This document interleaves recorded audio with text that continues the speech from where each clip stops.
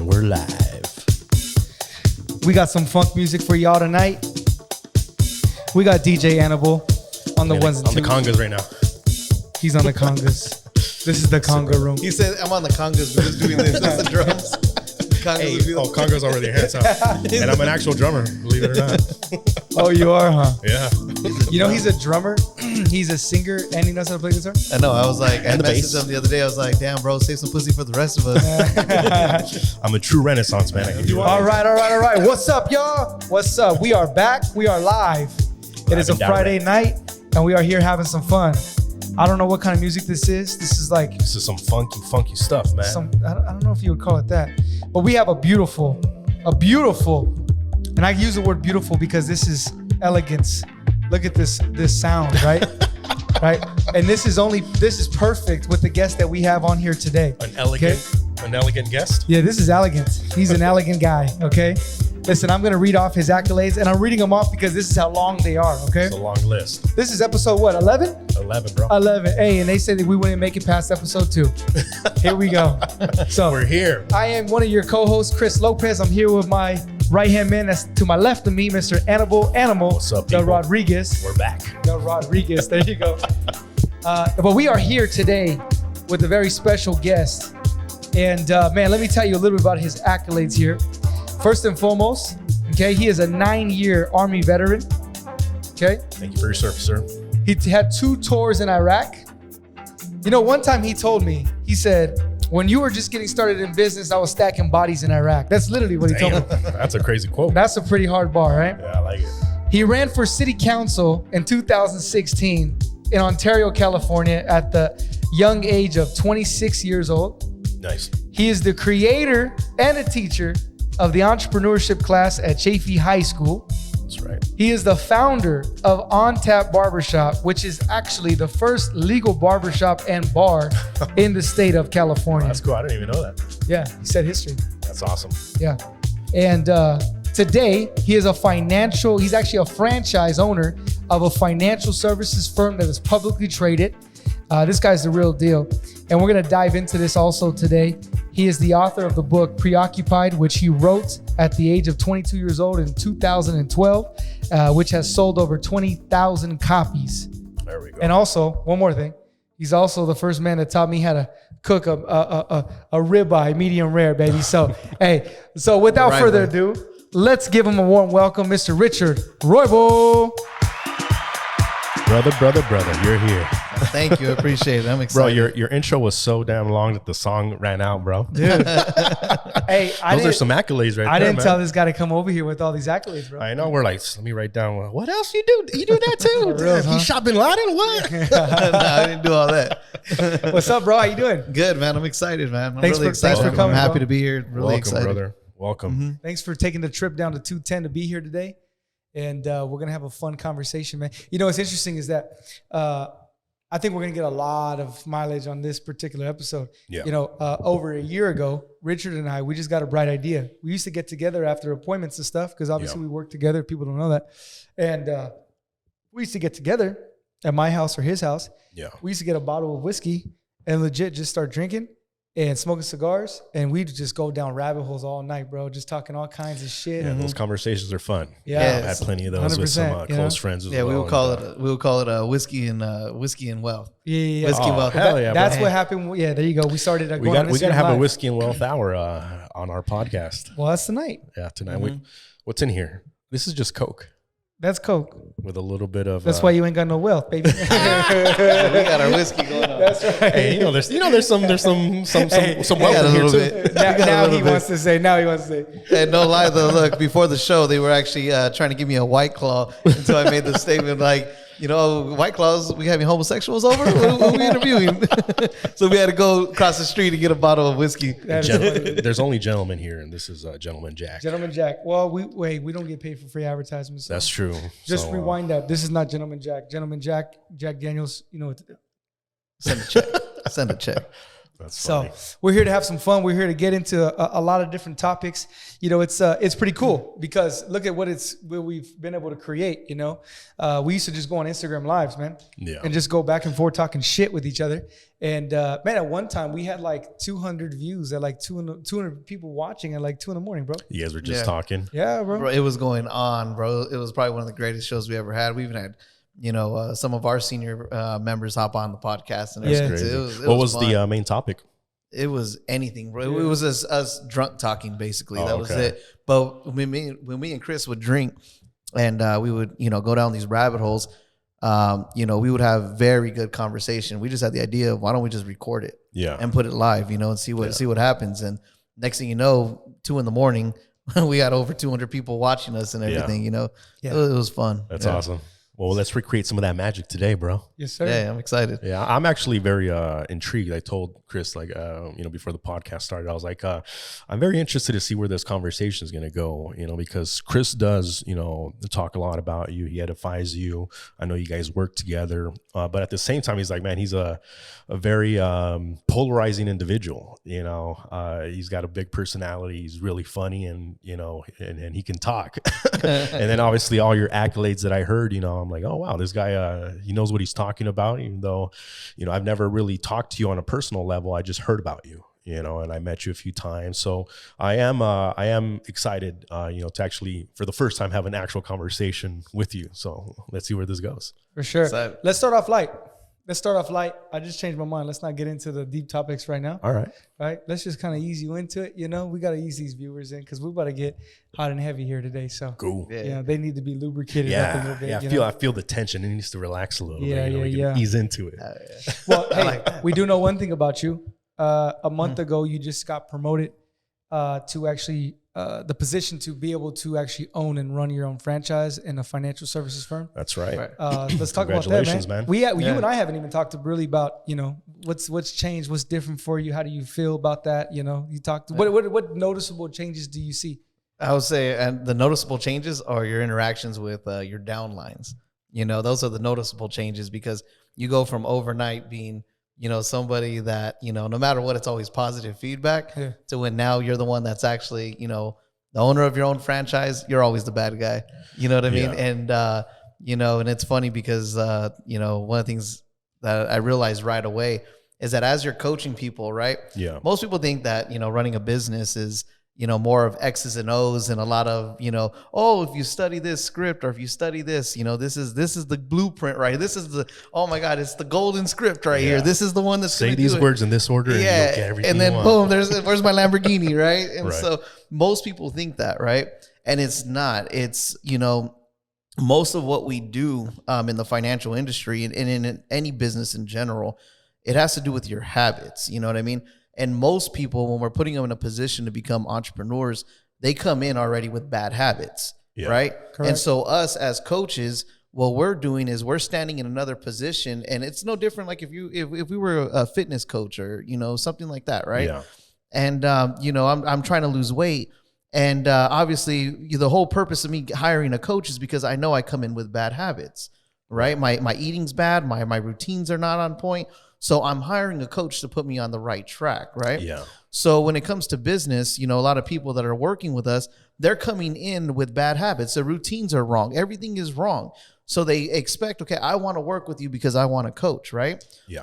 But then when you have a coach, they start fighting the coach. Right. You see what I mean? And then it's like, oh, like, you check up on me too much, or, you know, like, I don't like the way that you said that. I don't like the way that you address this. And it's like, what didn't you like? The fact that I said, why aren't you on the meeting? Like, where are you at? Like, we're trying to start the meeting. Where are you at? Oh, I don't like that you waited for me to jump on the meeting when I said I was going to jump on time and everything. And it's, you know, it's little things like that. So you're always the bad guy for the smallest little things. Right. I noticed that right away because before you become a regional vice president, you're a sideline with them. You know what I mean? Yeah. You're one of us. You know what I mean? It's like, no one on the team is going to be mad at, Tom Brady. You know what I mean? No one's really mad at him. They're mad at the coach. Yeah. You know what I mean? Everybody's mad at the coach. They're not mad at from player to coach. To now coach. And now that you're the coach, everybody hates the coach. You know what I mean? They hate the coach until you win. Until you win. You know what I mean? And everybody puts them on their shoulders. Yeah. Right? And oh man, I couldn't do it without my coach. This, and that. You know what I mean? Yeah. You know, it's funny that you mentioned that because most people are horrible. They're not coachable. Yeah. First off, they don't even seek for help. They don't even seek for a coach. They think they could find all the answers by themselves, and they can't. You know, they've been dealing with themselves for their whole life, and when someone comes into their life and starts to point out their flaws, they react very negatively to that. And if people could become humble and realize, like, one, you need help, because if you didn't, you wouldn't be in the position that you're at. And two, to really find someone that cares about them, is invested in their success, and allows them to, you know, guide them through all of these freaking holes that they're going to fall into, and be coachable, a lot more people would be successful in whatever it is they do. You know, if you're trying to lose weight out there, hire a personal trainer. If you're trying to get wealthy, find someone who's wealthy and coach from them. If you're trying to become an artist, find a producer that has produced other artists. If you're whatever the hell you're in, there's people that have knowledge that you don't have, that are willing to teach you if you are invested and you have an actual talent. You know, so I know exactly what you're talking about. Yeah. Man. And I think me and Chris have a great story about that. You know, like when I came into the business and I started working with Chris, you know, I came in with an ego because I was already, you know, a business owner and everything. And Chris one time told me, I remember this, he told me this, he goes, if I wanted to open up a barbershop, right? Because that was my business at the time. I owned barbershops. Yeah. And he goes, if I wanted to open up a barbershop, I'm not going to use my experience in financial services and say, well, I know how to run a barbershop. And he goes, so you're coming into my world now and you want me to show you how to build a business, but you know, you're basically saying, well, because I'm a barbershop owner, I know what I'm doing. You don't know what you're doing yet, you know?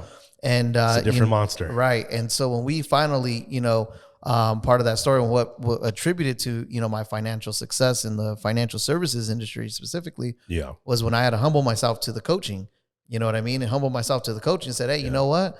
You know, I just want to be I'm not trying to be the coach. I'm just going to be the star player, man. Yeah. Let me just be your star player. That's it. I'll be your Tom Brady. You be the Bell Belichick. Yeah. You know what I mean? And we killed it. You know what I mean? Yeah. Like we have a track record now of doing it. You know what I mean? Right. And, you know, you know, like you said, most people, in my experience, you know, where they're not coachable, you know what I mean? And that's just it. When I was struggling in this industry, it's because I was fighting my coaching. That's all it was. You know what I mean? And that's why I attribute it to fitness a lot, because it's a lot more easier for people to understand, you know, the fitness, you know, connection. The connection between two. Like when you were saying what you were saying, I was thinking in my head, it was like Mike Tyson, Customato. You know, I was thinking Kobe Bryant and I forgot the name. Phil Jackson. Phil Jackson. You know, I'm thinking of these combos of an elite champion that receives all the recognition and accolades, and then the person that believed in them and developed them, and that they were 1,000% coachable too. You know, so that's what that was coming to my head. Everything you're talking, I was like, damn, that's so true. Yeah. I didn't. You know, even though you're in it, sometimes you kind of forget these basic principles that you need to have to succeed. Yeah. And like you said, you had to humble yourself. Yeah, and, significantly humble myself. You know what I mean? And say like, hey, like, you know, nothing I've ever done in the past, it doesn't mean shit. You know, this is the career path that I want to choose now. So I'm going to follow the path of someone that's already successful. I'm just going to do everything that he says. Yeah. You know, the good thing about our business is that we both have an invested financial interest in each other. So we already know off the back that nothing that he's going to tell me to do is going to hurt me financially, because whatever hurts me financially hurts him financially. Right. You know, so it was easy to just say, you know what, just call the play. Call the play. Now, are there a lot of plays that, you know, there were times where me and him, you know, we butted heads on the play and stuff like that? Of course, but at the end of the day, we were still on the same team. Right. You know, we still got to the end result. We still, you know, did what we had to do, you know? Right. So, yeah. You know, it's interesting you say that, because I've always said this. I've been in this industry, been in this company for 11 years this October. And going on 10 out of the 11 years, I've been at the highest level, you know, in terms of where you can get a contract, right? Mm. And I've always said, you know, people like what you just said right now, you had to go through a humbling experience, right? to be able to learn. Because you're right. You were a fucking pain in my ass when we first worked. When we first worked, bro, he was a fucking pain in my ass, bro. Yeah, I was gonna say that. Straight like when up. I finally home, like when you stop fucking bumping heads and shit. Yeah, dude. Like I was like, if I said up, like this fool just said down just for the sake of it. Like, fuck it, I'm just gonna go down because fuck this guy. What does he know? You know? It's like those two alpha males, you know, trying to assert the dominance over each other. That's what it was. And so when you finally like just kind of let go and you started following, then you know it's crazy, man, because he went from really not making any money to we had one conversation. The next month he made almost $7,000. Dang. The next month after that he made almost $8,000. The next month after that, he made $35 short of $16,000 in 1 month. Damn. And it was like that. It was quick. And then really he never went back since then. Yeah. You know, and he's been maintaining what he's done. And so it's a trip because I asked you this question to start off, because when you get to the level that you're at now, it's a whole nother humbling experience, because now you're like, what you're learning now is, oh, I thought you're dealing with what you used to do. There you go. Exactly. Exactly. It's like the kid. It's karma. It's karma. You're welcome. You're one of those little bratty kids, and you wake up, you have your own kids, and you have bratty little kids, you know? Exactly. That's what I'm feeling right now. You know, and I'm like, you know, like, damn, is this what you had to deal with? You're like, yeah, but worse. For reals, you know? Yeah, like you're getting people like saying like, you know, like, damn, why do you want me to fill out the state application right now? Don't you want to take your test? Yeah. Stupid ass questions. And shit. Right. Yeah. Like, what do you mean? Like, don't you want to get paid? That's funny. Like, I don't like the way you're pushing it on me right now. Like, That's what are you true. talking about? Very true, man. So now you're a vice president. You're an owner of a franchise. You told me your biggest challenge right now. What would you say is for people listening right now? What's the biggest benefit, the biggest gain that you've seen? The money, bro. You made almost $15,000 first month out? Yeah. As a VP? And I did one of my worst numbers ever. You did your worst probably 2 years, yeah. Yeah. This is probably one of the worst productivity in terms of numbers, but in terms of pay, I mean, it's ridiculous. That's why I can't wait. Once we're running, you know, a $40,000 base shop, you know, and you could look at your kids like, damn, like, you know, we're about to run. You know, your dad's making $40,000 a month right now. You know what I mean? Yeah. I can't wait to do that. You know, my daughter just the other day, right? You know, I went and took my Series 26, right? And you know, right before I left, I kept telling Reagan, you know, I was like, you know, this is the license that's going to pay Dad $1 million, right? This is going to pay $1 million a year. She understands increments of money now, right? And she goes, $1 million a year, Dad? She goes, yeah. And she actually has a printout of a house, right? And she goes, so you mean we could finally buy this castle? Dang. You damn right we're going to buy that castle. You know what I mean? So you mean she didn't say $1 million is nothing because Biden is in office? No, Tell you that? No, how many kids do you have? I have 2 kids. I have a boy and a girl. Okay. Yeah. And you said you're taking the series what? 26. So that's for our people out there that don't know, you know, much about licenses. What is that? That makes you a principal in the financial industry. So it allows you the opportunity to you know, promote brokers. So okay. You know, kind of like, you know, what Chris did for me, Mm-hmm. you know, made me a regional vice president. Now at this point I could actually look at somebody and say, hey, in 6 months I could change your life financially. So it's a state license to allow you to be a financial broker.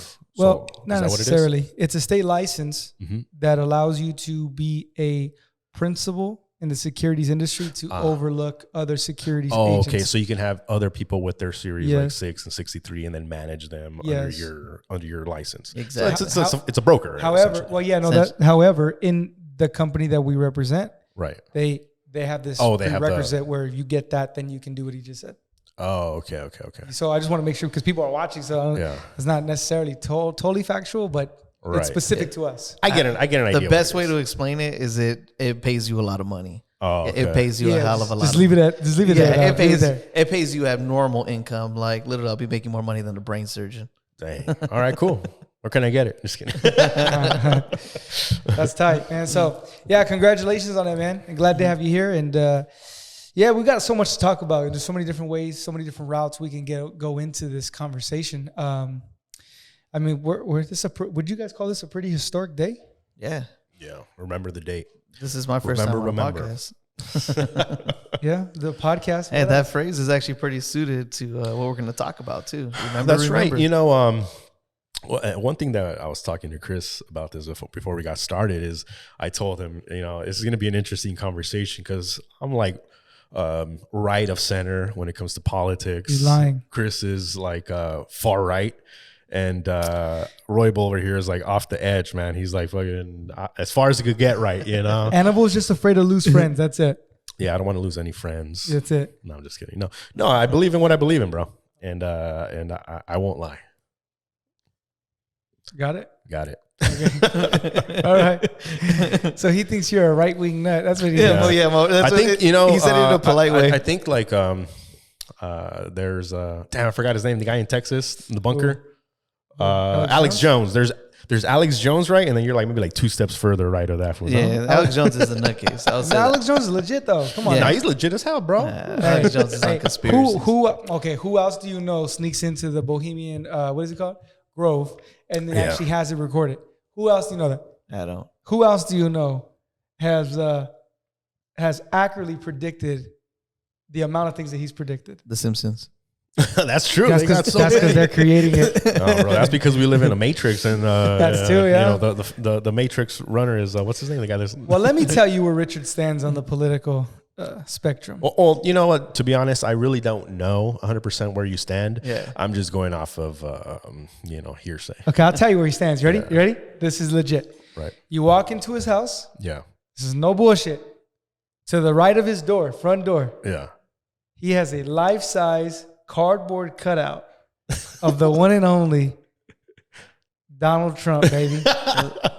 Legit, with the actual MAGA hat on. Oh my God, that's awesome. Yeah, and then right next to that, on the wall, this big like United States flag, but like a painting, or that's what it is? No, it's an actual wood boards, right? Yeah, it's a wooden. Yeah. Someone made it out of wood. Yeah. Oh, that's crazy. And then hanging are rifles. Your grandfather's rifles. Yeah, from the Korean War. From the Korean War, and then under it, all of his family members that were in the military. So you come from a long line of military. Yeah, since World War II. Wow, that's crazy. So started with my mom's father.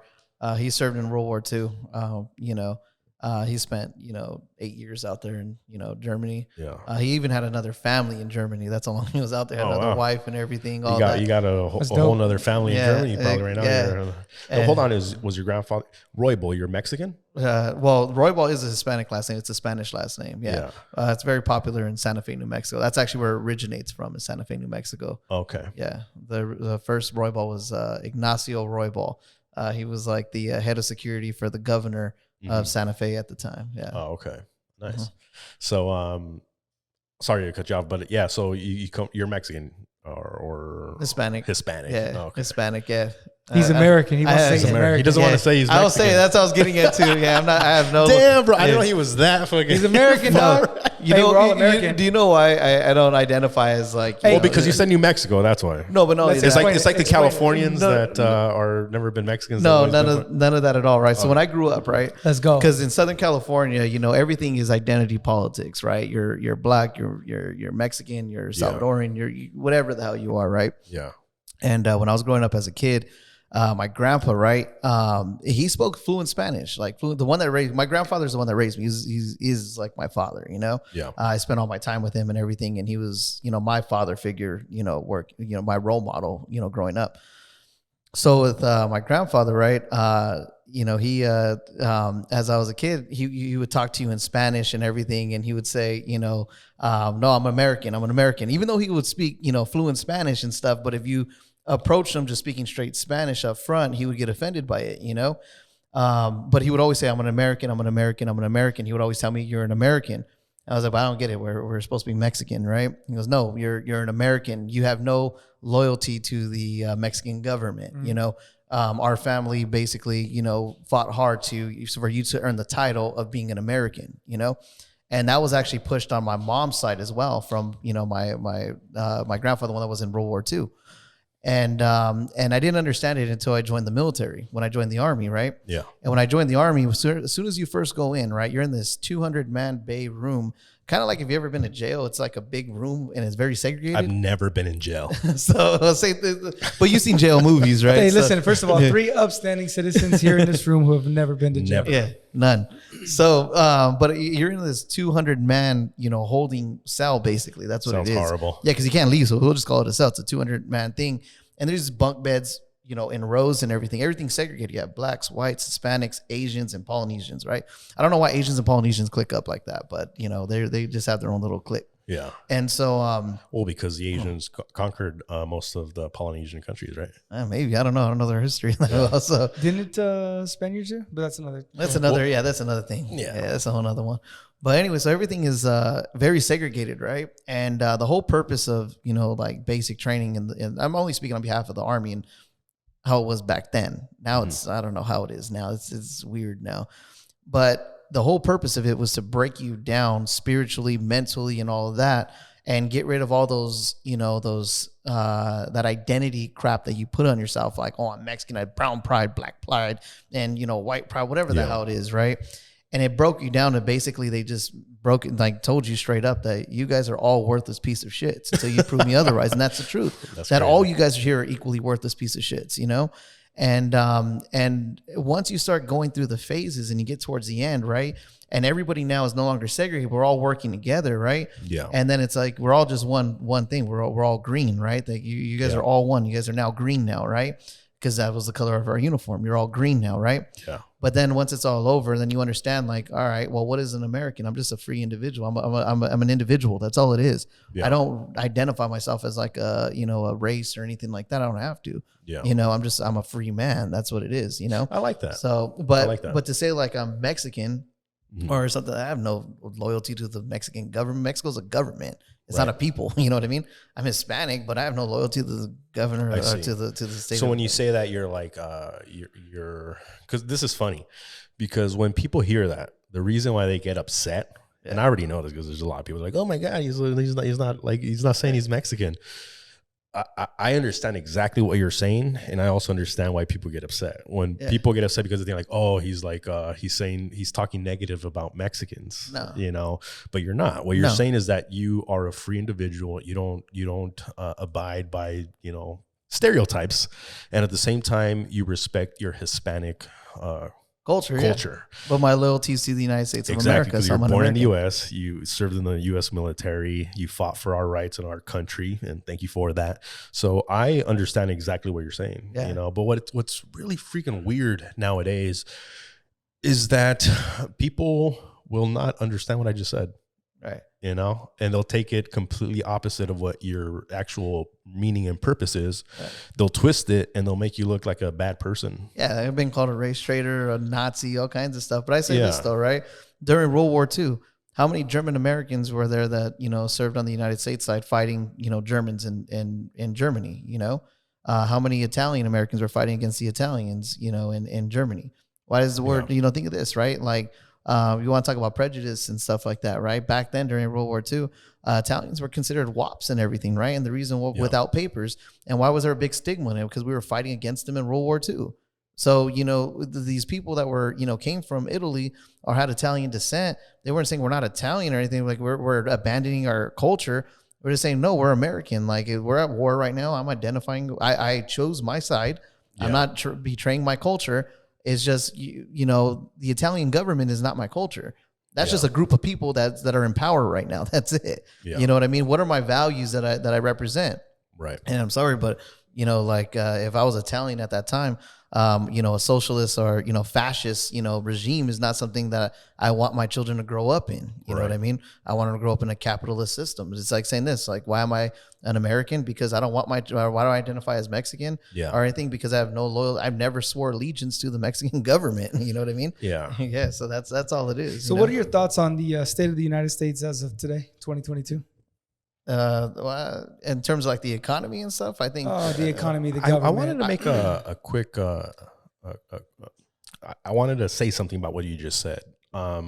I feel everything you're saying right now. It was crazy because when you were talking to me, I was thinking in my head like, "Holy shit!" There's literally a civil war brewing in our country. And people don't remember the Civil War because it was so long ago. Yeah. And before the war, the Civil War was literally people that believed in slavery versus people that didn't believe in slavery. That's what that war was about. And the country was divided down the middle. And half of them said, "We'll kill for this.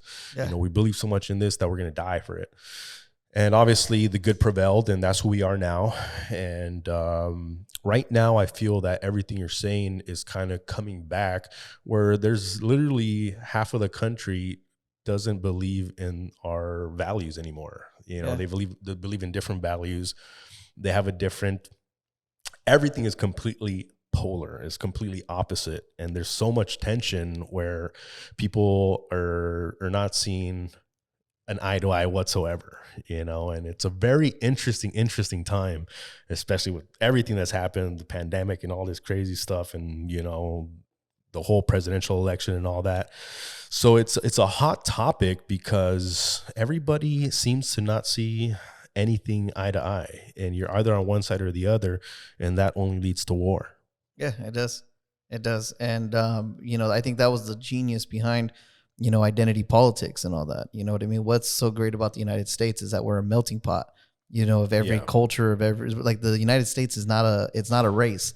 There's not one, you say, what does an American look like? Go ahead, identify an American. You can't, you know what I mean? Like I could tell you what a German looks like. I could tell you what, you know, like someone from, you know, Uganda looks like, you know what I mean? I could say, but you say, what does an American look like? Anything. They don't have that. It's anything, you know what I mean?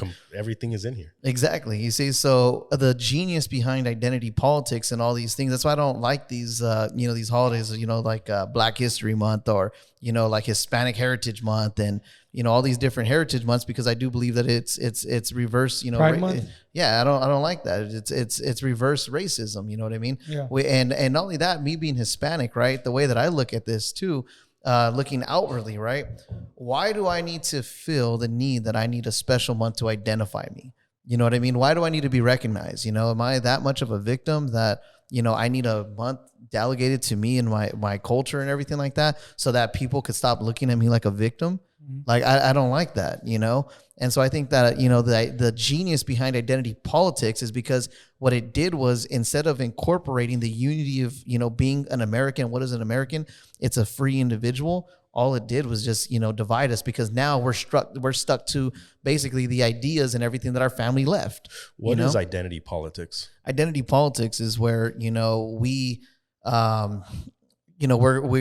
segregate ourselves based off our identity and our cultures. We're refusing to, you know, commingle and you know, unite and stuff under one flag. We're you know, basically segregate. It's a fancy way of segregating ourselves. That's all it is, based off your race and your color and your culture and all of that, and your religion and everything, and your political views and your political party. Yeah. And so there's no more of this, you know. For example, and this is a good thing, like you said, you know, segregating yourselves based off your political ideology, because now we can't, you know, unite under one flag or ideas. And here's the thing: I love having conversations with people of opposing opinions. You know what I mean? Yeah. My goal has never been to have people think exactly like me, you know, and I think any educated, you know, individual doesn't want that, because there has to always be a challenge. There has to always be someone, you know, something that you have to learn from, you know, and you have to pull from each other. Right. You know, but we've gotten to a point where now we can't even discuss political views, because if you disagree or you think differently from me, oh, you're a Nazi, you're racist, you're this and that. That's the identity politics thing, where if we disagree, you're against me. Yeah, we're in a weird time when it comes to that, because you know, before, as far as I can remember, and I'm talking about probably like in the last, that I've noticed, probably like the last 5 years or so. Before, when there was two people with opposing views, you can both, you know, talk about it. You can debate it in a live debate. And at the end of the debate, people made a vote and they agreed to it, you know, and that's what the country has always been. There's been people with different opposing beliefs or views, and they make their case, and the majority wins when it comes to voting, and then that's what goes into law. But nowadays is very, very, very odd, because not odd, but I think dangerous, is that when you have a certain viewpoint that's opposing to someone else's viewpoint that finds it, you know, I don't like that, they try to shut you down, you know, and they shut you up, and they try to cancel you, quote unquote. Cancel culture. Yeah. Trump changed the game. And that's what it is. Yeah. And it's very dangerous, because now we can't really debate. It's like I said, it's leading to civil war, because if you can't openly debate topics that, you know, people don't understand, like what you believe, it doesn't mean someone else is going to believe that. Of course not. You know, and you have to be okay with that. And if you're not, there's something wrong with you, and there's something wrong with your viewpoint of the world. not everything's sunshine and rainbows, and there's people that believe different things than you. There's people that are trying to kill you. There's people that rob. It's a bad world out there as much as it is a good world. And if we can't be adults and have actual conversations on rationality and knowledge and make a decision, then we're fucked. You know, I'm sorry for the French, but we're screwed. Yeah. And I respect men like you that have a viewpoint and they are comfortable enough to speak their truth and not be, you know, scared to hide behind the crowd, you know. Yeah. And that's something that I commend, you know. Yeah, and I think what you said was big, you know, where you said that, you know, when we can't talk or anything, then, you know, we're fucked. And I wouldn't say we're fucked. It's just, this is human history. You know, history repeats itself. You know what I mean? Once we hit political gridlock, you know, like where we're at right now, you know, as human beings, we will kill each other over our beliefs. And we have already fought we fought a revolutionary war here. We fought a civil war here, all over ideas. Yeah, you know what I mean? Exactly what it was. It's all over ideas because we cannot find a simple solution to it. You know what I mean? So I wouldn't say necessarily it means that we're screwed or anything, but I would say that it's just human nature. Like history just repeating itself. You know, the reason why I said, you know, screwed is because I understand what you just said, and the majority of people don't. They don't understand that. They don't think in their mind, not even for a second, that we can actually go to war over this. They think it's just, you know, all fun and games, but it's not, you know, just like before, people didn't think, you know, they're going to go to war for this, they're going to go to war for that. It's a real thing. Yeah. You know, it's something that could definitely happen. And I don't know if people think it's all fun and games. I think from what my view is, I think people are totally willing to go to war with this shit. You think so? I think so. I think that people, I mean, look, today. I don't think on the left they are. No, I think for sure they are, dude. You think so? Yeah. Look what the fuck happened today. Today, Roe versus Wade, right? Okay. Oh, that's a really hot topic. Yeah. Well, obviously that just happened today, you know, and that was we have to talk about it because it happened today.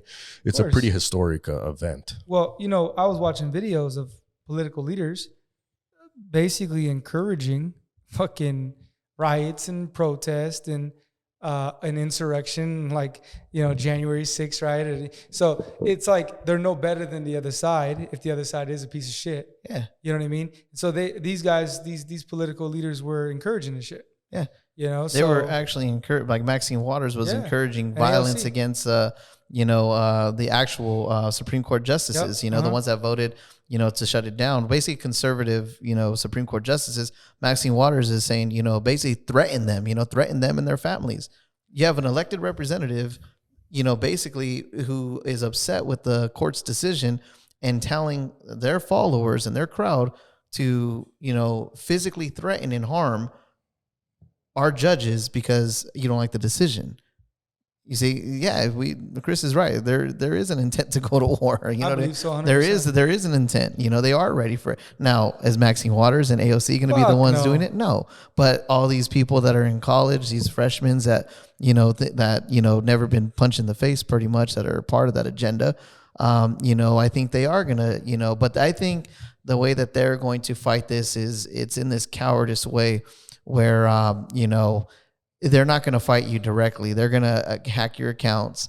They're going to, you know, basically destroy your character, things like that, you know, all that stuff. You have some people that are radical, like, you know, some people at Antifa, but as we've seen from these people, like with Antifa and everything like that, they can't take a punch for shit. So, you know. Okay, so you're saying the war is not going to be like a physical. It's going to be like a ruin your character tactical war. No, I just said that you know, how these people on the left, you know, the radicals on the left that are going to be the ones fighting.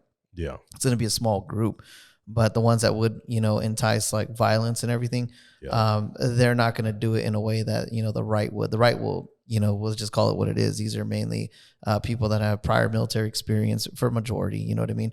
People that are law enforcement, people that are, you know, and a lot of pro Second Amendment. Yeah, pro Second Amendment. You know, people that have weapons training and stuff like their entire way of fighting is going to be different from the other side. I just want to give a disclaimer. We're not inciting a civil war here. No, we're definitely not. We're not. We're just sharing ideas, and I'm giving my input from my perspective. What I've observed. Yeah. And yeah, that's pretty much all I'm doing. And I think here's a good way to kind of clarify that, right? I remember when I was downrange, we were in Iraq, we were in Baghdad actually. And we were running like this night shift and shitty hours, but it was like 3 a.m. And I remember we had this like 1 month conversation. This conversation legit went for an entire month against all of us. And remember, the military is a mix of different, different political ideologies and all of that. You know, not everybody thinks the same in the military. I will say the vast majority are more lenient towards conservative libertarians and everything like that. Right. But we do have a mix of, I would say it is a pretty even mix of what do you identify with? I would say libertarian. I identify a hardcore libertarian. I say it like this: keep the government out of my pocket, and I'll keep them out of your bedroom. You know what I mean? That's just it. I don't care what you do in your bedroom. I don't care, any of that. I just, at the same time, stay out of my business and, stay out of my bank account, and then, we'll stay out of the bedroom. That's my idea of that. I see. I believe in the John Locke theory of, small limited government, and that's it, Right. But we had this long conversation. And remember, these are people now that we've had, we'll say well over anywhere between 1 year to, 5 years in combat time, between all the members that were talking in this conversation. And it was a very good conversation that we had about, at what point can we ever get to where, because remember, when the Civil War was fought by, Army general against Army general, these were like roommates in West Point, basically. They were buddies. Yeah. But at what point can we get to where we shared battlefields together, where we trained together, we did everything together? At what extremes could it get to where we could actually point a rifle at each other? Now, remember, at this point, we're already understanding that war is not personal. It's, we're not the ones who cause it. Let's just call it what it is. Yep. We're the pawns in this. We understand that as being in the military. Yeah. So at what point can we get to where, we could actually legitimately point a rifle at my own brother, basically, And like we talked about, it's when we cannot agree, because as human beings, eventually we will hit a point where we are violent. We are a violent species. To kind of hide that and mask it or anything, you can't do that, because naturally we are violent. And if your way of life contradicts how I want to raise my way of life and how I envision on raising my children, and you're going to create a system that's going to conflict with that, you don't think people are going to fight over that? People have done it for thousands of years. That's the cause of all war. We're still a highly evolved species of primate. Yeah. We're still evolving, but we're still a primate. Yeah, exactly. And then the good thing is that when we really identified that, right? And a lot of it had to do with security. A lot of, people, this was the interesting part, where we said, if the government ever got too extreme, right? Let's say it became a socialist government, right?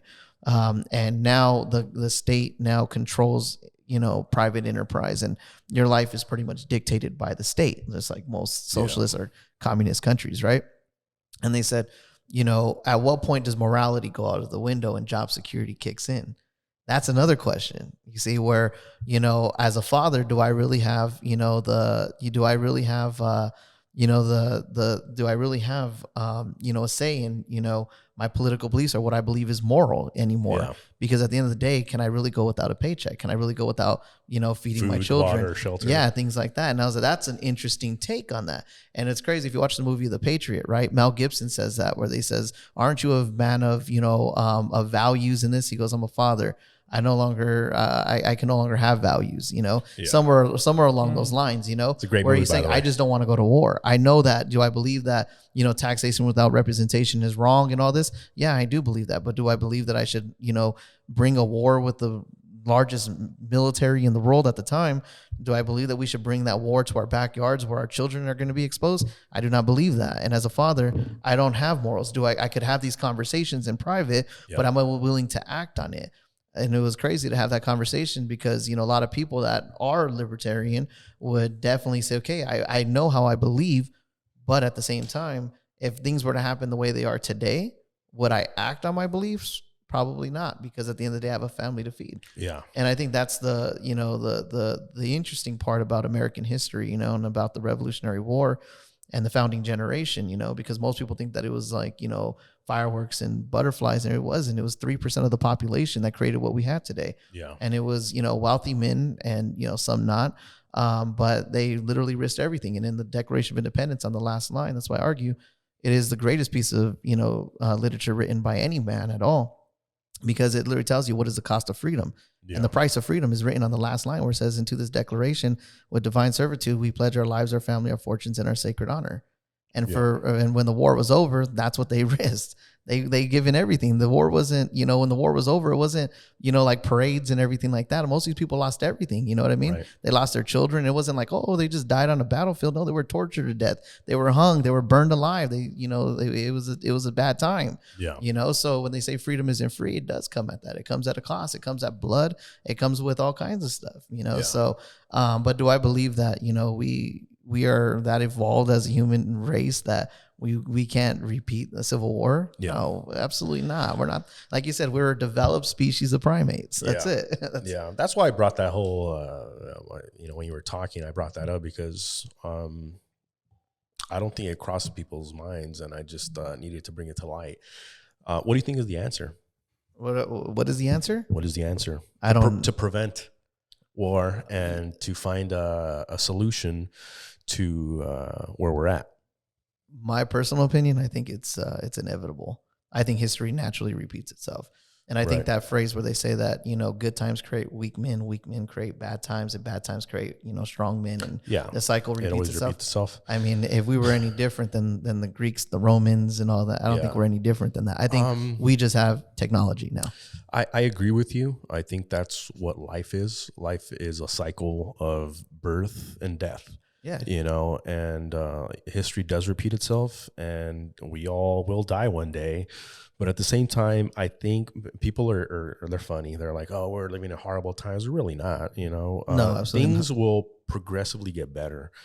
And what's supposed to happen is going to happen. And I think, I don't know. That's my answer. If you were to ask me the same question I asked you, my answer would be, I don't know. Yeah. I don't know what the answer is, and I don't know what the hell's going to happen, but I'm okay with whatever happens. I'll give you my epiphany that I had, right, which is why I got out of politics and have no political aspirations. You're not running no more for anything now? Absolutely not. I was about to vote for you. Like, no, man, what's the next case? The next vote, City Council of South Fontana? No, I basically have no more political aspirations, none of that. Hey. And it has nothing to do with, my capabilities. Well, now you're on a podcast drinking, so you can't run anymore. I don't give a shit. I'll still get elected if I had this. You should see when I run. You have to. Now you have to. Yeah, but no, I would say that, I totally ran off where I lost my train of thought where I was going at. That's my fault, bro. Yeah, you took me on another. Fucked up. I messed up. It's all good. It happens. It is what it is, man. What was the topic? Go back real quick for a sec. Go back. Okay, so your view was it's inevitable. History was going to got it. And I don't know where I was at. I know exactly where I was at. So, what I realized, right? And actually, you were part of that conversation when I had that epiphany. And you even told me, you're like, what's funny? Goes, I've known you for years, and I've always, respected you as an intelligent man.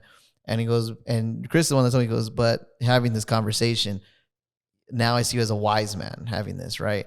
And it's funny because I finally started understanding that, I'm not going to change the world. No representative is going to change the world. None of that. Nothing's going to change what's the inevitable, right? I stopped trying to change the world. I just decided to now start changing the world around me. That's it. So regardless of what's going on politically, chaos or whatever, it can be riots, whatever, it doesn't affect me from building my wealth. It doesn't affect me from changing. My goal is to be so wealthy that politics it's not even a fourth. It doesn't affect me anymore. Yeah. And that's the truth, is that politics only affects a certain income bracket. After that, you're immune to politics. Isn't that sad? Yeah, you become the ruling class. That's sad, huh? Yeah. Why is that sad? It's just fucked up. We're all on the same planet. And so, I don't know. I think I've changed my perspective on a lot of things just recently, where, we're all here. We all have compassion for each other. At least I believe we should. And regardless whether you have a lot of money or a little bit of money, right? You're sharing the same fucking planet, the same earth. And it's sad that I agree with what you're saying, that if you make so much money, now you're kind of above laws. You're above fucking, the whoever's ruling, Yeah. And then it's like, damn, well, what about those fucking people? Those people ain't got two nickels rubbed together, and they're getting fucked by every politician that you could think of. So that's why I think it's sad. It's like, it's fucked up. You know what I mean? That's the world that we live in. Yeah. That's my view on it. Yeah, I mean, there's so many different questions I could go with what you just said, because I mean, this podcast is for people that are trying to get more in life, and those people you're talking about, they want everything in life. They want everything and more. They devour the world and they literally rule the world. But some of whatever they have, we need to have to get to the next level. So it's a really a touchy situation. Like, what is too much and what is enough, because I want to be financially independent. I want to be wealthy. So do I. I want to have power and influence. I want to have all that stuff, but I don't think I'm a bad person. No, well, nobody said you're a bad person. I didn't say you're a bad person, and that's not what I was insinuating. I struggle, me personally, I have this conflict inside of me every single day, is that I have this duality where I want everything in the world, but then I realize, fuck, does any of that matter for? Really, what does that matter for?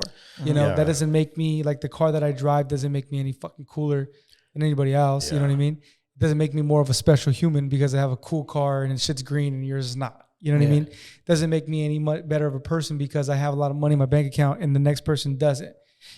I got to a point now where it's really weird, actually. Let me tell you, here's the duality. I'll drive my car, right? And the car is dope as fuck. Yeah. And when a kid stops me, man, I'm fucking proud. I'm like, in that moment, I'm proud as fuck. When a kid is like, oh, look at your car, right? I'm hella fucking proud. I promise you. It's like such a cool fucking feeling, right? And I tell the kid, you want to fucking take a picture with it, whatever? And then it's so interesting. I'll drive the car and the older person who I can see is financially struggling in life will compliment me on the car. And it's just really weird feeling, bro. In that moment, I become ashamed. It's like super weird, bro. I'm interested in hearing. It's super. I promise you, it's like I'm fucked up. If I'm driving and then I see somebody, not ashamed, but I'm embarrassed. I really am. I'm embarrassed. I'll drive. I'll get off the freeway and there's an older person, older than me, and they're asking for money, and you can tell they're all fucking beat up. And then here I am driving with this fucking whip. You know what I mean? Yeah. And I'm like, I'm embarrassed because it's like, did I really need this shit while somebody else was struggling, he doesn't have a home? And I get it. I understand. I've had this conversation so many times, and everybody's rebuttal was, well, that was their decision. That's your decision. I get all that shit. I get that. But I think that, I guess my ultimate point is, my problem with people that pursue money, and this is interesting because I pursue money, so this is why it's such a conflict inside of me. You're like a businessman and a monk. It's very, very challenging. It really is. But anyways. Yeah, I am a businessman, but I also have the mindset of a fucking monk. Legit. Yeah. And so anyways, but let's get back on track, okay? It's not about me, it's about you. I'm curious to know your perspective, your opinion, your point of view on this. We're at a time now, the United States is so divided, right? How do you think we got to this point? I think we got to this point. I would attribute all blame to the education system. Really? Yeah. I would attribute all blame to the education system. Like college or high school or elementary? From kindergarten through 12th grade all the way to college and everything. I think college just takes that 12 years and puts it on steroids. But the reason why is because I think that we've lost all ability to have any critical thinking. And, it's my way or the highway, or it's my way of thinking is correct, yours is wrong. And I think that's the basis. If we look at, where our education system stems from, where it comes from, the whole basis of it is to squeeze out any critical thought or independent thinking, And so that's what I would attribute it to mainly is, why we're so divided, why we're so, why people are so angry with each other for like the smallest little disagreements and, all that. I would strongly attribute that to and this is what you wrote your book about, right? Preoccupied? Yeah. The most controversial chapter of that book, because it's a politically incorrect book. Mm-hmm. The most controversial chapter of it was, it says on education. That's the name of the chapter. And I go into the history of our education system. Where does it come from and what was the intention of it? Right now, when I wrote the book, I was 21 when I was writing it, published it at 22. But at that phase in my life, if we think about it, right, we're 21, in that young adult phase, right? And I was on my second deployment. I was in Iraq at the time. And, when I was standing in a position where, you have your peers that are going to college and they're following the system, right? They're following the system. They're doing the status quo, the right thing, right? Yeah. At this point, when I was already 21, I already owned, a chain of, apartments, all sorts of things, right? And I was already accomplished as a young adult, right? I was already an entrepreneur by spirit, right? Not just spirit, but I already had a track record of being successful. Can I pause you real quick? Yeah. We forgot to add this in. This is pretty legit. He was mentored by Robert Kiyosaki. Oh, no way. Rich Dad, Poor Dad. Yeah. Yeah. The Cash Flow Quadrant. Yeah. 3,000 million other books that he wrote and programs and self-help guru of the world. Yeah. He personally mentored you? For 3 months. He mentored me when I was stationed in Hawaii. Yeah. So that's how you owned apartment complexes. That's how I got into real estate development. I love Robert Kiyosaki, man. Yeah. When I read his book, it was like, it changed my life. Yeah, that book actually, and I know we're not supposed to advertise. I don't know if we can or not, but the advertise book. That shit for him, I'll do it. Go ahead. Rich Dad Poor Dad is the book that no bullshit. It changed my life. Kiyosaki's the homie, bro. Yeah. So no, Rich Dad Poor Dad did change my life, though. Yeah. You're reading that book, and I read it I was a teenager when I read it. And how I got introduced to Robert Kiyosaki was through Donald Trump, ironically, because they worked together and they wrote a book together. My grandfather, he told me, he goes, I was 16 years old, and my grandfather was a working man, you know what I mean? And he retired from, being working, I don't know what the thing is, a garbage man, I guess you would call it, but I don't know what the waste management, I guess you would call it, the politically correct term. Yeah. So he retired in waste management, then he retired a second time in Sears, right? It's called Russell Disposement. Yeah. So he retired. He was a working man, right? But remember, he's the man that raised me. And the good thing about my grandfather, he's very transparent about his life, extremely transparent. And he told me when I was 16 years old, he goes, if just promise me one thing. He goes, don't ever get a job.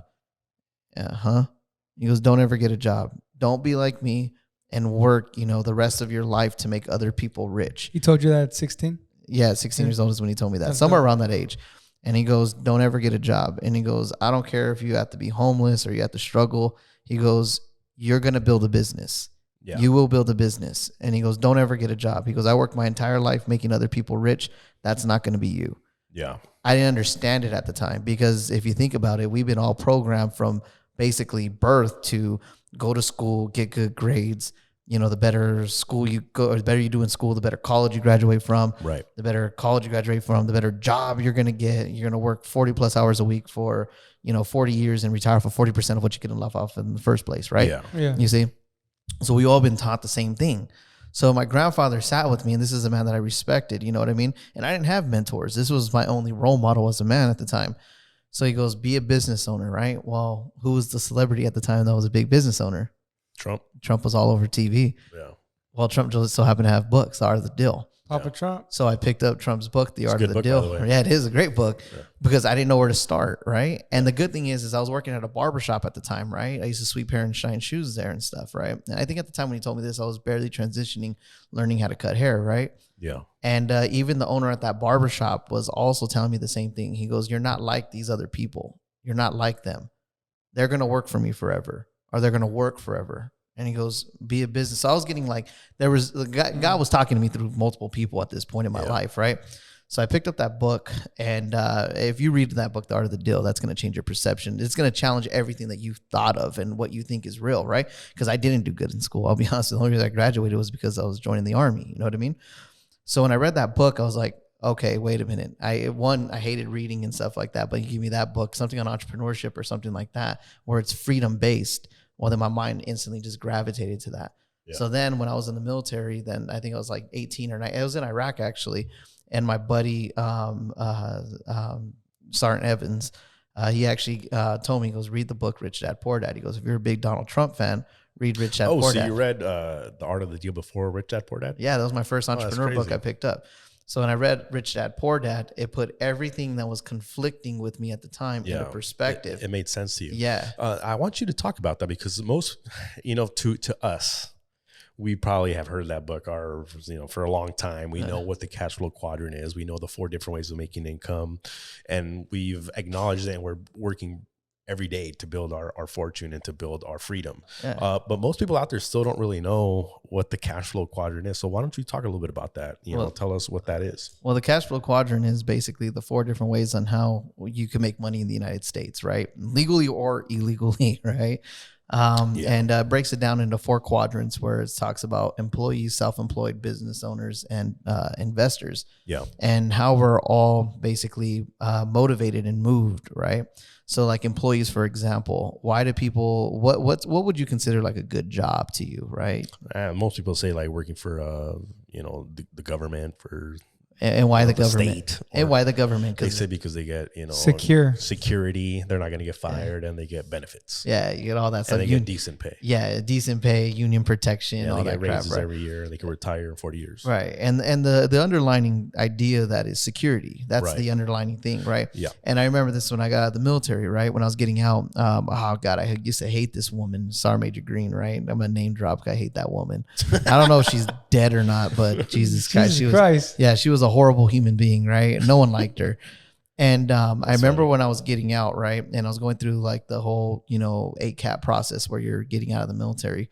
And she tells me, she goes, she puts me in her room, right? Because she couldn't scare me out of leaving the Army. She couldn't scare me at all. And she puts me in this room and she goes, you're literally going to leave the Army to go open up your own business. You're going to leave a guaranteed check and security and all this for, to go make it on your own. You really think you're going to make it on your own? I said, yeah. Like, you're not going to bribe me with security. If I was going to be bribed with security, I would stay in the military. Clearly my mind isn't there anymore. You know what I mean? I want to be a free man. You know what I mean? So, so in the E quadrant, that employee mentality is, I'm going to stay with this job. I know it's not what I want out of life. I know my pay sucks. Or even if people that say, oh, I make 6-figure, I make good pay, this and that and everything like that. Compare that to your potential. You see what I mean? Like your actual talent and everything. Yeah. If you actually applied your actual talent that you have in that job and you did it to yourself, how much more money would you be making? Yeah. You see what I mean? So they say, well, so I don't believe there is such thing as a good job. There's no such thing as a good job. In my opinion, there is no such thing. Now the S quadrant are people that are self-employed. These are people that are driven by money, people that are constantly in the hustle. These are your hustlers, right? Your barbers, your CPAs, your salesmen. These are people that are constantly chasing the dollar, right? Yeah. And over the long run, we know that salespeople and people that are self-employed, they will make more money in the long run than a standard employee will. We know that. But at the same time, though, the quality of life that they retain is not that good. And I know this being self-employed as a barber, which is, while you're there all day long. You're there all day long and you become a slave of your own business, right? Right. And that's what I realized when I used to own my barbershop, which is I believe that, society told me you own a business, right? But in reality, my business owned me. Yeah. You know what I mean? Because I had to be there all the time. I had to do all the work and, I couldn't be in vacation just enjoying myself, So then the business quadrant, Robert Kiyosaki, differentiates. He says in the United States, you can have your cake and eat it at the same time by becoming a business owner, by changing your way of thinking where you have to be the person to constantly go out and chase and work. Instead of looking at things as money driven, be freedom driven. Yeah. Value your time more than the dollar. And if you value your time more than the dollar, then the dollar is going to naturally chase you. So we look at business owners, right? How does someone like Jeff Bezos, why is he one of the richest people in the entire world, right? Is it because he's, packaging Amazon packages better than his employee making, minimum wage? No, it's because he hires the most people. You see what I mean? So he doesn't make his money by going out and, running Amazon. He makes his money by employing people to run the company for him. Right. You see? And, with that, well, if you look at how much he paid in income taxes, absolutely nothing. The richest person in the world paid absolutely nothing in taxes. And why? Because the system is designed to basically reward the entrepreneur. Yeah. The system is designed because the entrepreneur is going to create all the businesses and hire all these people. All those people are going to pay all the taxes. So why are we going to penalize the one person who created the system, give him his free pass and allow him to invest his money into the market or grow his business and write off whatever the hell he wants? And, and he's going to employ more people, which then means more tax revenue for us. Yeah. That's the system. Well, when you see the system for what it is, well, the good thing about the United States, once you identify and see how the system is, right? You have the choice on what part of the system you want to play in. Mm-hmm. You see what I mean? So when I saw that, okay, I was in the E quadrant, okay, immediately I was like, okay, I got to find a way into the B and I quadrant. How do I do that? What's the I quadrant? The I quadrant is the investor quadrant. That's basically the way that you're now motivated by interest. And it's the way that you're able to write off all your money, basically all your earnings as a business owner. Why we don't pay income taxes as business owners, you see? Yeah, the way I interpret it from the book and, understanding it, everyone that's an employee or self-employed, they're essentially trading their time for money. But if they're not in their job getting paid either hourly or salary, or if they're not, self-employed and actually doing the job, then they're not making any money. Right. And the person that is on the opposite side of the quadrant, where they're either business owners or investors, they either have a system that is running 24/7, whether they're there or not, that's producing an income for them, or they have assets and investments that is producing money for them, whether they're sleeping or awake or whatever they're doing. Yeah. So what you're saying is that in the United States, where we live in a free country where you can decide what you want to do with your time and your money and your life and whatever you want to do, you can decide to go from, I'm going to trade my time for money. I get paid X amount of dollars per hour. I get paid an X amount of dollars, per year based off of my performance and what I do. Or I get paid based off of how many, whatever you are. If you're a gardener or you cut hair or whatever you do, you get paid based off about how many haircuts you do or how many, gardens you cut. You can now create a system that you hire people, you pay them a compensation, and you don't have to be there anymore. Yeah. So you're, like you said, you're no longer money driven, but you're freedom driven. Yeah. You want to have your cake and eat it. You want to make money, but you also want to be able to travel. Yeah. You also want to be able to buy whatever house you want, but you also want to be able to spend time with your children. And that is the American dream. The American dream is not working 17 hours a day to make a good income, but you're stressed out, you're divorced 3-4 times, your kids don't even know anything about you because you're always at your job or you're always whatever you're doing. Like, that is not the American dream. The American dream is you can have your cake and eat it, because we live in a society which gives you the opportunity to create a system or buy into a system. Yeah. And what you're ultimately doing is you're buying your freedom. That's it. You know what I mean? And that's what I mean by, chasing freedom over money, because money is a byproduct of freedom. That's the truth of it. You know what I mean? You could, say we live in a free country.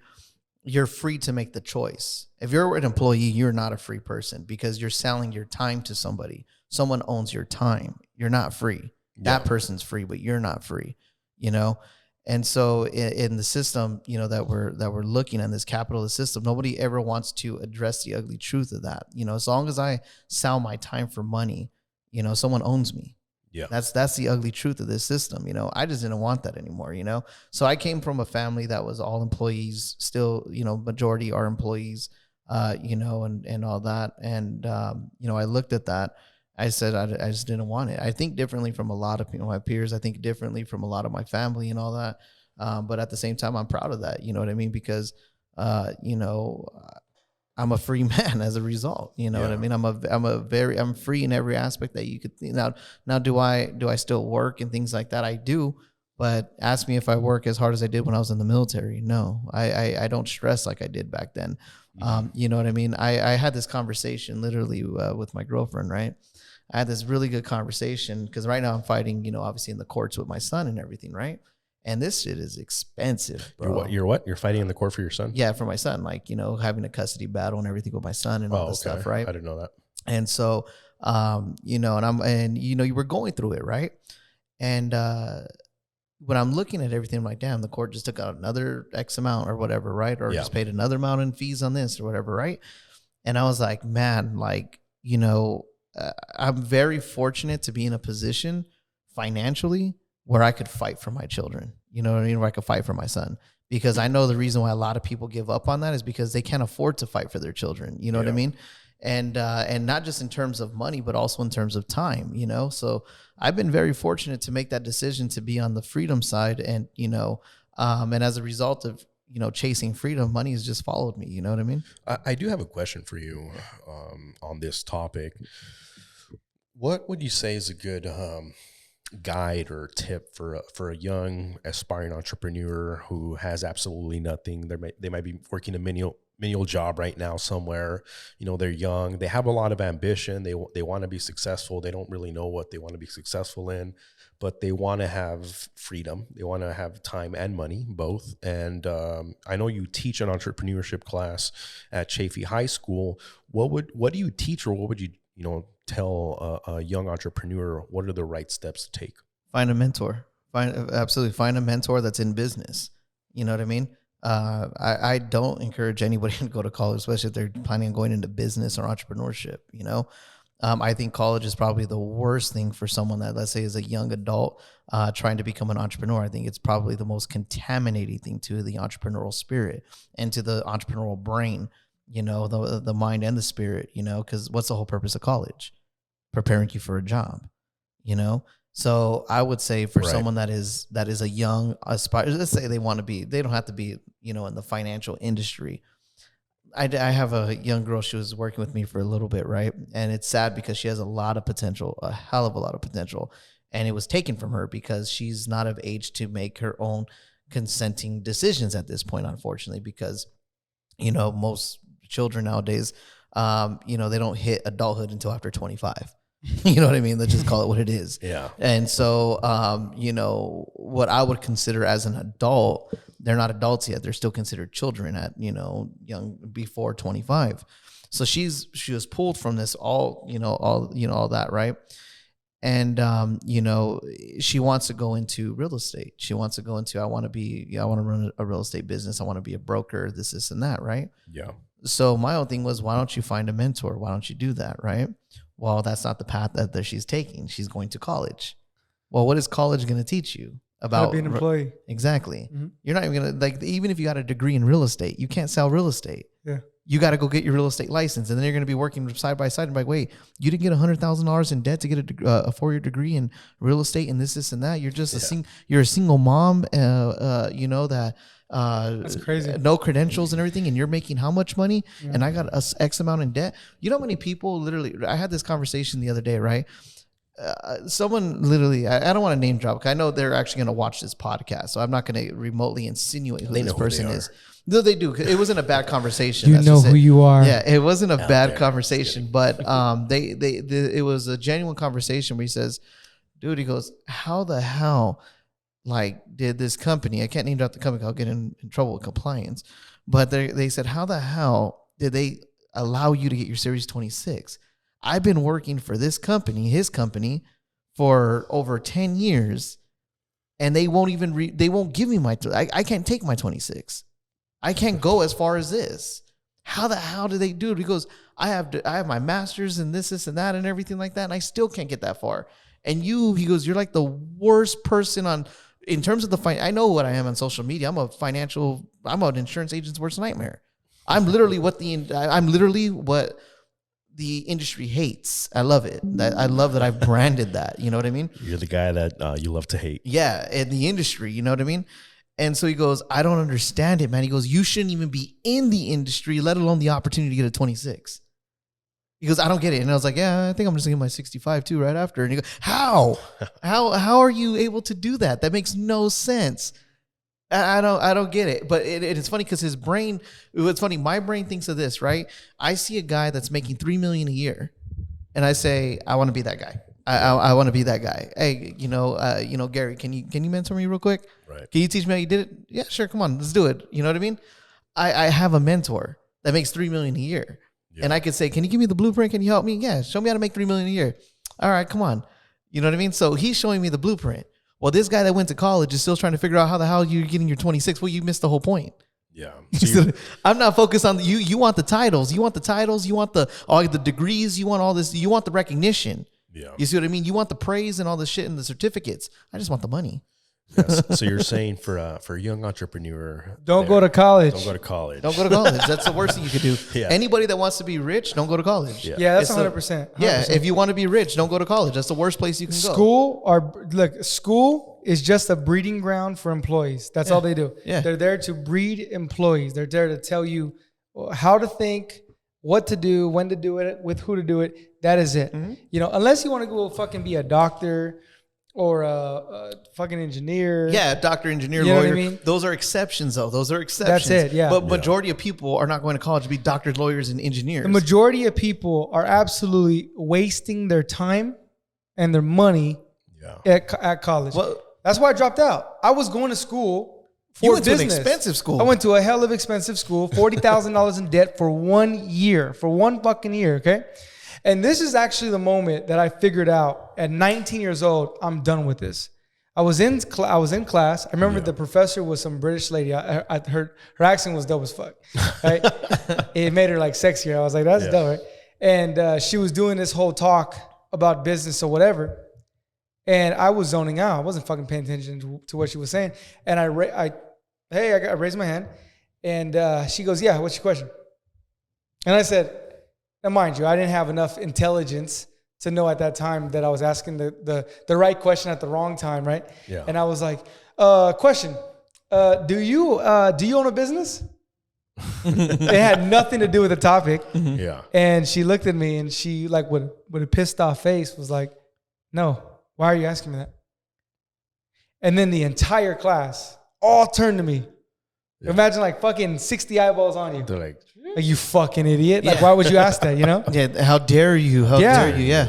And I remember that moment like it was yesterday because that was the moment. That was the defining moment for me where I knew I'm not coming back here. Yeah. I'm not. Even though I got $40,000 in debt, this is stupid. Why am I sitting here in a class learning from a professor who's never owned a business, but yet she's teaching me about business out of a fucking textbook, which is theory? Yeah. It didn't make any sense. And it's incorrect theory. And it's incorrect. Yeah, 100%. It's incorrect theory. How I got kicked out of I got kicked out of college multiple times. I wear that. Yeah, I wear that as a badge of honor. I've been kicked out. You got kicked out twice? I got kicked out of UCR. I got kicked out of Norco Community College, and then I got kicked out of. Yeah, I didn't get kicked out of ARC. They never officially kicked me out. But I say I got kicked out. And I'll tell you that's a funny story how I got kicked out there. The first one I got kicked out of was because UCR is just communist central. Let's just call it what it is. Is it? That's where they breed commies. You know what I mean? So I got kicked out of a political science class, right? And I got kicked out of school for that. But you know what's funny about when you're in the military? No matter what, they always accept you back because you're a guaranteed check. As I say, you know what's funny? College is a bank. And here's what's funny. You want me to prove the theory? I've been kicked out of 3 colleges, right? If I was anybody else, right, that didn't have the government backing on a contract that says that they have to pay for the college, do you think I'd get enrolled right away? No. You want me to go apply for USC right now, see who gets accepted first? Do it. Yeah, I'll do it. Just so I could just piss somebody off. Be like, oh my God, he bumped my kid off who got straight A's and did those shit. You know, shit, right? Because I'll get accepted right away, right? Yeah. And here's what I mean by that, right? So I'm at Norco Community College. And I actually like the community college. It was actually less liberal. So I was like, all right, cool. And it wasn't until I started taking the business classes that I had a problem with it. Because remember, I was already a business owner. And the only reason why I went to college at the time was, number one, I wanted the clout because obviously you got to get, and I was in my early 20s. And everybody said, you got to get a degree. You got to get a degree. I'm like, why not? I got the GI Bill. I got $100,000 to spend on college. Plus I get paid $3,000 a month just to get a seat. Why not? You know what I mean? So I was like, whatever. It can't be. College ain't that bad. College is not hard. First of all, that is probably the most cake shit ever. It's just, it's a waste of, it's prolonged. It's just prolonged. It's dragged out knowledge. That's all it is. You know what I mean? And I wouldn't even call it knowledge. It's dragged information. Out. Yeah. Dragged out information. That's dragged out useless fucking information. Yeah, exactly. Yeah. Most of it. And you know, what's funny? The first few years of college was, the first year of college was all pointless. It was worthless. It was just meeting the status quo. Yeah. And so anyways, I started taking my business class, and I remember I forgot what business class it was that I was in, but I think it had to do with entrepreneurship. And I asked the same question. I was like, this is the way that they were explaining on how you have to build a business. I was like, this is entirely wrong. This is absolutely wrong right here. You know what I mean? This is some victimhood shit right here. Like, this would discourage me if I was 18, 19, if I was 18 to 21 years old and I didn't know any better about business and I read that, I'd be discouraged from opening up a business. What were they saying? You remember? It was basically this outrageous number of money that you need and like all these protocols and this, and then I was like, I literally built a real estate development company. Well, fucking dude, check this out. This is funny shit. Anybody who's watching this, I was in my old unit and we were in Iraq. They used to fucking laugh at me, right? Because they'd be like, hey, Roybal, how many fucking terrorists did you catch? None. How many houses did you buy? 3.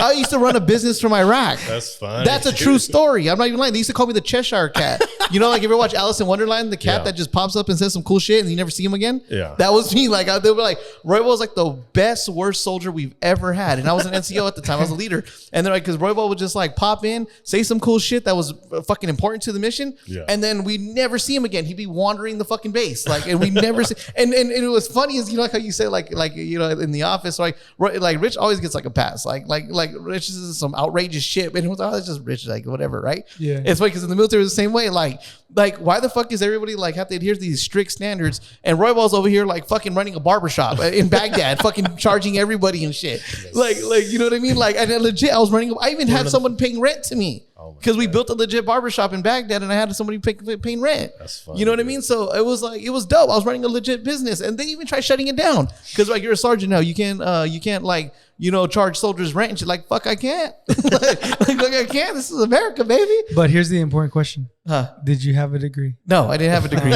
See, you didn't take a degree to figure that shit out. That's why we can't take you serious. Yeah, you can't take me serious. So I asked the question, right? Do you own a business, right? Same question. And she goes, no. And I was like, okay.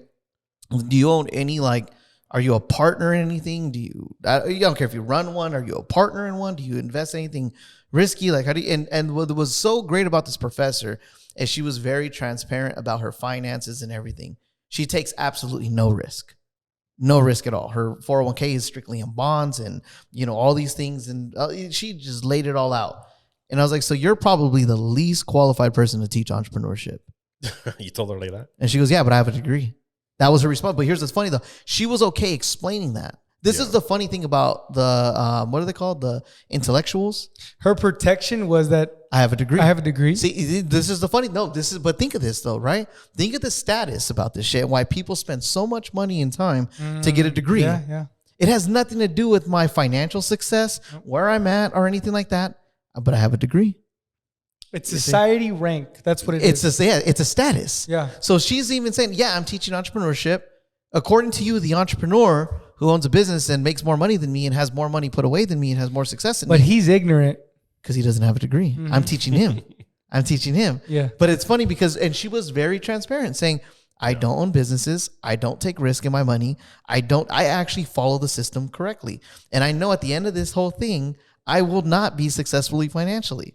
I'm going to be basically the person living off of 40% of what I couldn't live off in the first place. And I have a mountain of debt. You see? And she was okay with it? She was okay with that because it was a badge of honor. Yeah, because she has a degree. And that's when I said, I was like, that's I said, you're the least qualified. But because of that, I got kicked out of college because of that, right? Because you challenged her. I challenged it. And you got kicked out because of that? Well, because a lot of students complained and they said I was disruptive and I was threatening. And I was like, that's I can bullshit. see that. Yeah. And so I can see you threatening people in class. No, but you see what I mean though? Like, but that's their cop out. The cop out with most people that have degree, the intellectuals, and I call them the intellectuals because they're dumb as fuck. Right. And because I still have validation. See, I don't have validation. What's my validation? Nothing. I don't have validation. And the best part is I'm not seeking validation. You see, I'm just seeking, I'm free. I'm seeking money. Yeah. The intellectuals aren't seeking that. They are seeking, number one, security, and they're seeking validation of other people. Mm-hmm. You have a degree. Think of this, right? When you have I'll give a good example. It has nothing to do with finance, right? Let's go back to a barbershop, right? You would think when you have a grand opening of a barbershop, right? Or any type of storefront business. Yeah. You think your family and friends are going to be the first ones just parading around that shit. Like, hey, come see my nephew and this and that. And come see my family. They're usually the biggest haters. Check this shit out, right? And that's what most people think, like, oh, in finance and this and that, nobody listens to me. I got big haters and blah, blah, blah, blah, and all this, right? Yeah. Okay, open up a barbershop. Let's see what happens, right? You want to see who your real friends and family are? This is a good challenge for everybody listening. You want to see who your real friends and family are? Open up a business. And here's what I mean by that, right? I realized real quick that my circle was small as hell. I could have thousands of followers on my social media. I could only rely on 3 people. And here's what I mean. All right. When I opened up my barbershop, all right, I had a lot of people that showed up to the grand opening, right? Yeah. And it was huge. Barbershop, bar, everything. The majority of my close people, my friends, my friends and my family, my relatives, we'll call them. Yeah. I don't call them family. We'll call them relatives. All right. They only came there for some free shit. When the Taco Man getting here? I can see that. No, check that. They wanted free haircuts. They wanted free beer. They wanted free everything, free shirts, and all that, right? Because you're my nephew. You're my nephew. Yeah. Oh, come on, bro. You ain't gonna give me the homie hookup for? We been homies since how long? Yeah. Dog, show up to your grand opening. You I can't give change me your something- diapers. Yeah, like stuff like that, right? Fool, you realize I just dropped fucking 80 grand right now on building this business? You realize I got to drop another 40 to keep this shit alive? Yeah. And you want something free? You're here to support my business. Right. But here's what's funny though. They don't go to they don't go to Walmart and start asking, oh, where's the homie hookup at, dog? They don't go to Target like that. But if somebody that's trying to be successful coming out of that community in that environment decides I want to build a business, your friends and family, your relatives and all that, they're going to show up and they're only going to support you for the free shit. And the second you say no to them, they're going to badmouth you. They're going to be your biggest critics. That motherfucker, oh, I was only home in the barbershop and that fool fucking, all of a sudden he think he made it. And this is, oh, he too good for shit. Yeah, I remember when that fool was giving out free haircuts in high school. Now that fool fucking owned the barbershop and now he can't even cut my hair for free. That's the crabs in a bucket. Yeah, That's crabs in a bucket. Crabs in a bucket. It's human nature. Yeah. You know, it's human nature for the people that are envious and, more than anything, envious of your success, wants to bring you down back to where they're at, which is failure. No, let's put a disclaimer. It's human nature for fucking losers. That's what the fuck. Because it's not in my nature. It's not in your nature. Right. It's not in his nature. So we can't just say it's human nature. It's human nature for fucking people that are just that operate that way. You're right. Thank you for that. Yeah, and that's a good example because check this out, right? My barber, right? I can't name. Nah, that's my barber. Yeah, so my barber, right? This fool stole my barber. You stole his barber? I know his barber since way back then. All right, check this out. Anyway, so my Hey, barber. shout out to Bowtie the barber. Damn, he dreamed up. I was actually gonna give him like a bad review on this part, bro. So you give him a shout out. So check this out, right? Oh shit, he can't tell the story now. So check this out. Oh, you're name drop. So anyways, he's listening anyways, right? But there's no hard feelings. But check this out. So my barber, he wasn't able to come here. He left out of town, so he couldn't. I have a set time and day, right? He's like, I got to change it up. I'm not going to be in town. No hard feelings, right? So I went with my girlfriend's cousin, right? And I told him strictly, right, when he cut my hair and everything, I still got my barber. I'm not knocking boats or anything. He just fucking just out of town. You know what I mean? So I went with this other guy, right? And he's barely starting off his business. He's good. He's a decent barber. You know what I mean? Yeah. And so I was like, hey, you know what, dude, I'll let you cut my hair. You know what I mean? So I went down there and everything like that. And because, that's, my girl's cousin, he was already implying like, hey, give him a discount, whatever, right? I told him right off the back, no. You charge me your price. Yeah. This is your price, bro. And I still tipped his ass. Yeah. This is your price. This is how you feed your fucking family, dude. I ain't here to take from you, bro. I'm here to give to you right now. You know what I mean? You did me a service. I'm gonna pay you your price, and I'm gonna tip you on top of it. You know what I mean? And so yeah, Chris is right. We didn't hear. It's not in our nature to take from people. You know what I mean? But for some people are just programmed like that. They're just takers. Yeah. Yeah. And they only are with you for the benefit of what can I take from this person. But once you can't take no more from that person, I remember that fool when he wasn't shit. Yeah. I remember and he still ain't shit. He still ain't shit. That fool, fuck that fool. That fool got all that money, but he still can't fight though. Like, stuff like that. Like haters. And that's just how people are. You know what I mean? There's just people out there. You know what I mean? I call it's a poor man's mentality. And you want to know why? You know where it stems from? The educational system. Yeah. Mm-hmm. I mean, there's a universal law of giving. If you give, you shall receive. Yeah. And people, they forget that gravity is gravity. There's laws in this world. Yeah, there is. You cannot break. And if you break them, you're going to get the results. Like you said, cause and effect. The law of giving is very, very crucial. The more you put out to the world, the more you give, the more you shall receive. And that's why when young entrepreneurs start off, they have to give so much out of themselves, their time, their energy, their knowledge, their everything.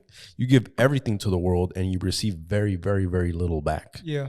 And you have to do that for a certain amount of time. Like I've said this over and over again, there's a gestation period to your growth.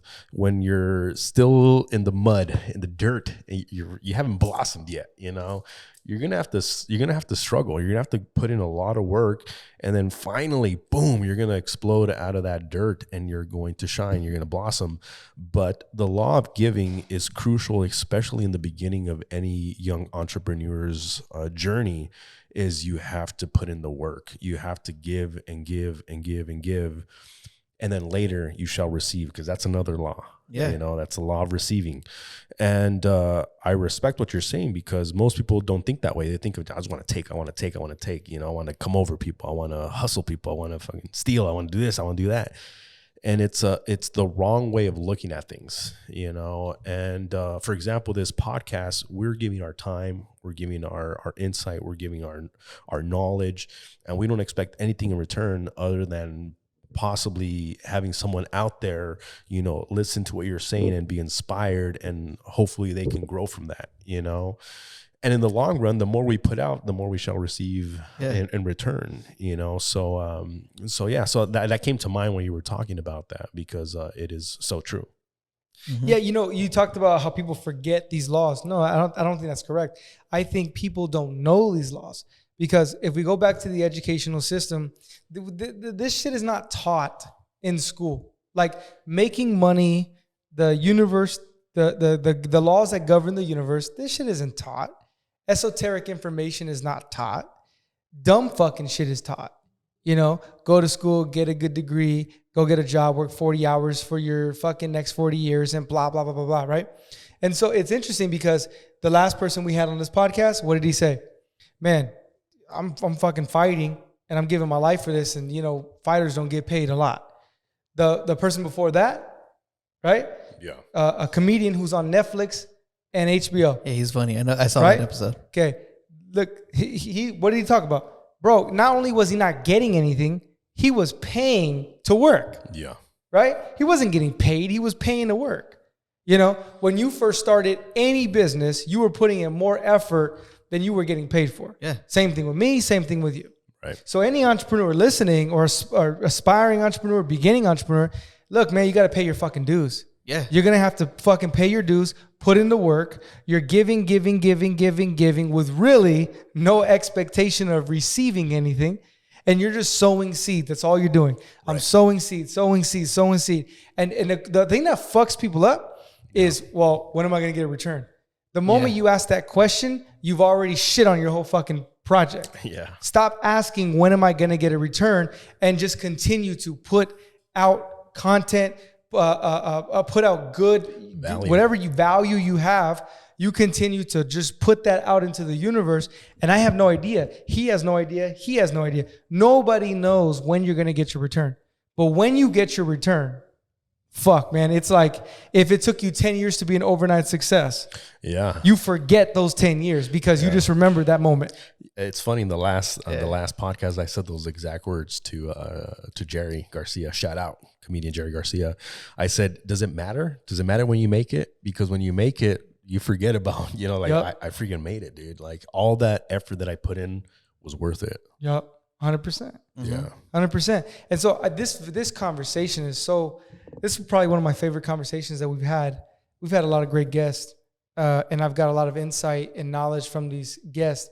But this is one of my favorite conversations because I think for the first time, we're really, really hitting on the deep psychological mindset of what it takes to be an entrepreneur. You know, and it starts with educating yourself. Yeah. You said find a mentor. You know, you have to realize, sure, we talk a lot of shit. I talk a lot of shit about school, but hey, man, show me where I'm wrong. Yeah. Look at what Mark Twain said, bro. Mark Twain was very famous in saying, you know, I never let schooling interfere with my education. Exactly. Yeah. You see? And I love it. Oh, and what's funny is his name's dropped all the time in college, in school and everything. That's like that. You see what I mean? An entrepreneur. And it's funny because he's not somebody that followed the status quo. No. You know, like I said, I don't let my schooling interfere with my education. Going to college, that's schooling. Education is what you seek on your own. Yeah. You see? Yeah, man. And it's been such an awesome conversation. There's so much information. It's so hard to fit it in today. Yeah. So for sure, we must have you back. We got to, bro. Now, the interesting thing is, we know that you did write a book. Yeah. I know that you told me before we got on camera, you're actually writing your second book. Yeah. Right? Okay. So we got to have you back, man. Yeah, bro. We got to have you back. We got to dive deeper into, you know, obviously the books that you have written. You know, your first one is called Preoccupied. Yeah. Sold over 20,000 copies, and you said you started writing it at 21, but it was published at 22. Right. It's very impressive. Very impressive, bro. You're definitely, and I mean this genuinely, you're a man of like you just have plethora of knowledge, bro, and wisdom. You know, when you look at your accomplishments, the things that you've been involved in, you know, from being in the Army for 9 years at such a young age, that makes you grow up fast. Yeah. Writing a book, running for city council at 26 years old. Like, who the fuck does that? Yeah, that's crazy. You know what I mean? You invented a class at a high school. You forced your way in there.